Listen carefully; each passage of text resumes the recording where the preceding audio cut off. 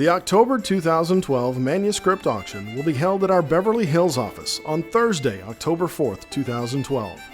Our auction includes many exciting lots, including maps, letters, documents, and signed books by historical figures. The Asher R. Eddy Journal Archive, comprised of 7 large journals spanning the years 1846 through 1854, recounting the day-to-day events in the life of a career United States military officer, from his service as an assistant professor of mathematics at the U.S. Military Academy to his time on frontier duty on the West Coast. Of particular note is Eddy's journal that documents in wonderful detail the 8-month sea voyage to California and his involvement in the Garra Revolt and Yuma War in the early 1850s. This brief note from President Abraham Lincoln to Secretary of State William H. Seward, dated March 5, 1862, asking him to summon the cabinet to meet me here at 7 o'clock this evening. It was at this meeting that Lincoln discussed his plan to address Congress the following day to plead for the voluntary and compensated emancipation of the slaves in the border states that remained loyal to the Union. Written in London on April 5, 1912, Isidor Straus, the owner of Macy's department store, sent this letter to his cousin Julius, saying, "We sail for home on the steamer Titanic, leaving from Southampton April 10th. 10 days later, he and his wife Ida perished in the sinking of the RMS Titanic." The Journals of Cornelia Adele Strong Fassett. A famous portraitist of the mid to late 19th century, her clients included presidents, vice presidents, members of Congress, Supreme Court justices, and other Washington, D.C. notables such as photographer Matthew Brady. She is best known for her painting Electoral Commission in Open Session.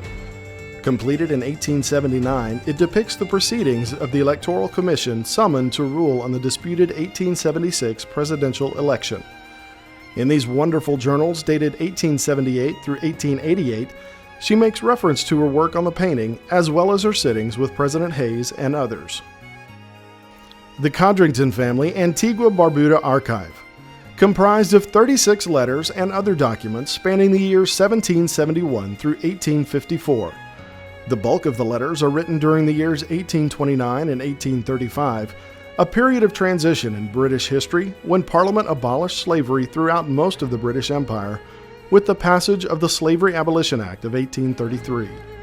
Given from the point of view of a state attorney Robert Jarrett, the letters provide a first-hand account of the transition from slavery to freedom and the number of problems caused by immediate emancipation for the freedmen as well as for their former owners. A Samuel L. Clemens photograph signed. This fantastic black and white chest-length A.F. Bradley photograph features a distinguished 70-year-old Mark Twain. The viewer is drawn to the author's face, which is in focus and shows immense clarity, while the rest of his body reveals softened edges.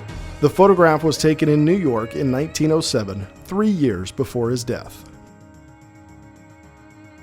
A John Adams autographed letter signed. In this very important letter, dated April 20th, 1809, former President John Adams stoutly defends his presidency and the insinuation that he betrayed his Federalist principles.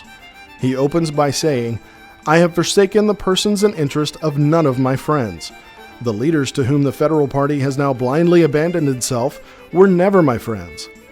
Now that his son, John Quincy Adams, has similarly broken with the Federalist Party, he felt free to discuss the treacheries of Alexander Hamilton and his followers and declare his support if a war against Britain or France should become necessary.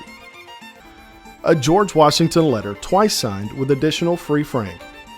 Written in the hand of Washington's aide-de-camp Alexander Hamilton on November 27, 1780, General Washington has placed his signature at the end of this letter to Colonel Christopher Greene, the hero of the Battle of Red Bank, regarding orders by the French nobleman and general, the Count de Rochambeau, with the original transmittal leaf also in Hamilton's hand and signed a second time by Washington. Remember, these are just a few of the items up for auction October 4th in Beverly Hills. For a complete list and to review these in more detail, please visit ha.com/6084. Thank you and good luck.